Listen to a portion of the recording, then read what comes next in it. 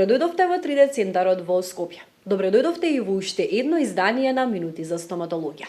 Во ова издание со помош на доктор Томе Тасевски ќе зборуваме за ласери во стоматологијата. Докторе, добре ни дојдовте. Добро најдов по втор пат. За почеток да направиме една дистинкција, односно споредба помеѓу конвенционалната стоматологија и ласерската стоматологија. Постои ли разлика? Значи, постои голема разлика меѓу ласерската стоматологија и конвенционалниот пристап, затоа што тука користиме зрак, а не користиме различни диамантски или карбидни сврдла за обработка на забите или на мекото ткиво, како што се например скалпелите, распаториумите или други инструменти што ни служат во оралната хирургија. Докторе, какви видови на ласери постојат во стоматологијата? Постојат повеќе видови на ласери, меѓутоа би ги дефинирале во областа во која што они делуваат. Значи, имаме ласери кои што делуваат на мекото ткиво, ласери кои што делуваат во тврдото ткиво или комбинирани ласери и ласери кои што ни служат за биостимулација. Така, какви се индикации постои во ласерската терапија? Нема апсолутна контраиндикација за употреба на ласери. Ласерите се користат во сите гранки на стоматологијата. Например, во мојата област, во пародонтологијата, таа би кажале дека ласерската стоматологија е примарна алатка во обработката, во чистењето, во дезинфекцијата на пародонталниот комплекс. Во ортодонцијата се користи во обработка или кондиционирање на емајловата површина. Исто како за лепење на брикетите, така и за отстранување на брикетите. Во оралната хирургија се користи за сечење на мекото ткиво, на обработка на коската, на алвеоларната коска, за обработка на сечење на некои заостанати корења или при екстракција на заби. Во реставративната стоматологија наоѓа многу голем удел, затоа што денешната обработка на забите од кариес, нели, отстранувањето се врши токму со ласер, бидејќи тука е основната разлика меѓу контактната стоматологија, која што е всушност класичната стоматологија, и ласерската стоматологија, бидејќи со зракот кој што го произведува ласерот, се врши отстранување на тоа некротично ткиво и делување на биостимулативно делување на здравото ткиво, а воедно и дезинфекција на кавитетот во реставративната стоматологија и воедно во сите гранки. Да, веќе откако отприлика добивме некоја слика за ласерите во стоматологијата, овде се наметнува прашањето дали е потребна посебен тренинг, дали е потребен за стоматолозите при употреба на ласерот или е едноставен за употреба?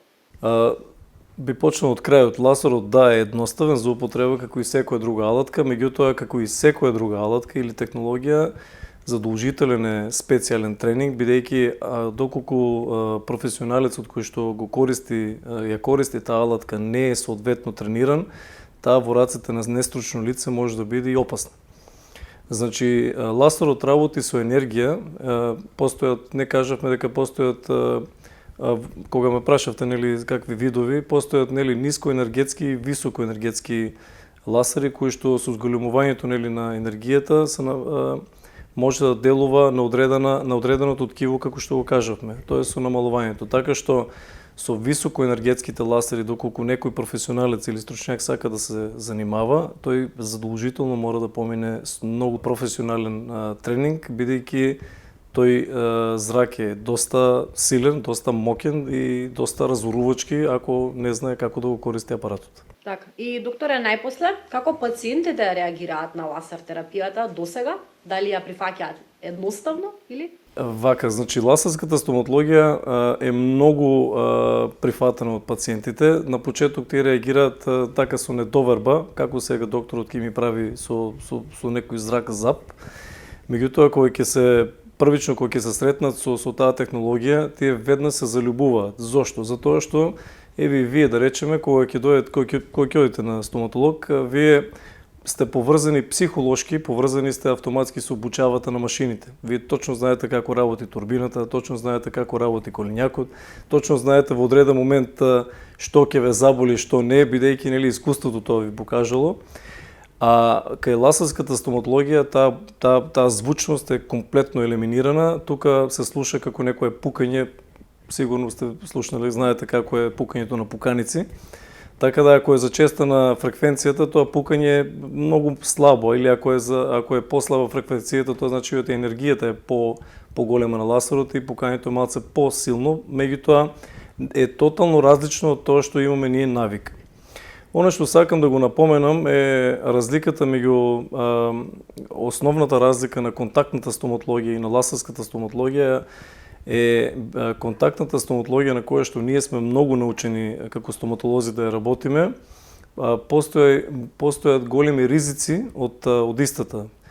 Почнувајќи, например, од компресорските црева, кои што многу ретко ние во самите клиники ги проверуваме дали се тие микробиолошки исправни, цревата кои што се внатре во самата стоматолошка машина, исто дали и тие се микробиолошки исправни. Постои оние сврдлата, сигурно ги знаете, диамантски или карбидни, што ни служат за обработка на зъбите. Дали тие колку се често проверуваат од нас колегите, од нас, мислам, стоматолозите, бидејќи колку е тоа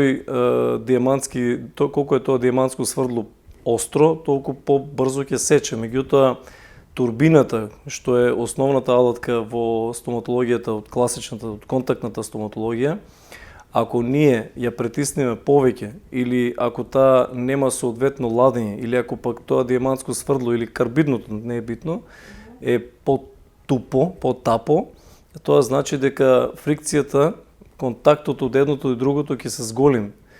И на тој начин може да настане една термичка некроза на зъбите и да дојде до, наместо да биде забот пломбиран, да дојде до негово лекување. Па и ако лекувањето не е како што треба, бидејќи и во ендодонцијата ласерот зазема голема улога во обработката на каналите, во нивната дезинфекција.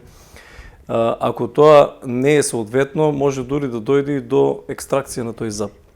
Така што ласерската стоматологија е една технологија која што полека, но сигурно ќе ја замени конвенционалната стоматологија, само е прашање на време. Да, тоа значи дека покрај тоа што ласерската стоматологија ни дава, ви го олеснува патот за работа, е и посигурна и побезбедна и за самиот пациент. Секако. Имаме, например, ние третман на чувствителни зъби. Така, значи, некој ќе му препорача на пациентот што да земам за чувствителни зъби. Значи, со ласер, со зрак, ние таа сензибилизација намалуваме, тоа се отстрануваме. Имаме ласери кои што се, нели, како што кажавме, нискоенергетски, кои што ги користиме за фотобиомодулација, или тоа се зраци кои што вршат аналгетично дејство, кои што вршат, пример, стимулација на заздравување на ткивото, кои што вршат подобрена васкуларизација на ткивото. Значи, ласерите имаат многу голема примена во стоматологијата. И уште само за крај, докторе, тоа значи дека секој пациент денеска има право на избор, дали сака да неговиот зъб, односно да биде лекуван по пат на конвенционалната или по пат на ласерската стоматологија. Секако, со тоа што зависи од тоа дали самата клиника е опремена со таква технологија, бидејќи таа технологија во денешни услови, посебно за ласерите кои што се за обработка на тврдото ткиво, тие се доста скапи како технологија и затоа и секоја ординација не може и да се ја приушти. Клиниките кои што се опремени со ласерска технологија можат соодветно да ја заменат класичната стоматологија или конвенционалната со ласерска стоматологија, на тој начин да го за многу подобрат здравието на пациентите. И нивниот страв од стоматолог, затоа што и стравот од стоматолог е поврзан пак од употребата на конвенционалните инструменти. Овде ќе се согласам со вас и покрај тоа што јас не се пронаоѓам во стравот кај стоматолозите, но многу мои пријатели се пронаоѓаат, ќе го заокружиме разговорот со нашето мото, да ја унапредиме стоматологијата, да го направиме животот подобар. Ви благодарам. Јас би додал и да го смениме светот на стоматологијата. Да го смениме. Така е, почитувани, јас ќе ви се заблагодарам што погледнавте уште еден број на минути за стоматологија. Продолжете и понатаму да не следите на овој YouTube канал, ги имате сите досегашни прикачени видеа за минути за стоматологијата, а секако можете да најдете и на Facebook страницата ЕДГ и таму ги имате сите досегашни видеа. Поздрав!